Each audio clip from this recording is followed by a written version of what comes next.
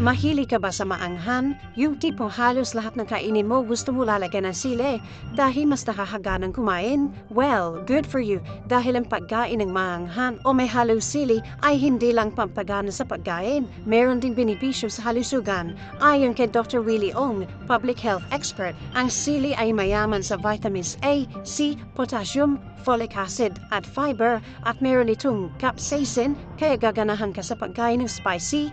Ilan din sa binanggit ni Dr. Ong na benepisyo ng sili ay pangontra sa diabetes, nagpapababa ng blood sugar, nakakapayat dahil nagpapabilis ng metabolismo, nagpapainit ang katawan, napipigilan ang posibleng pagbabara sa ugat ng puso at nakakapagpababa ng level ng bad cholesterol.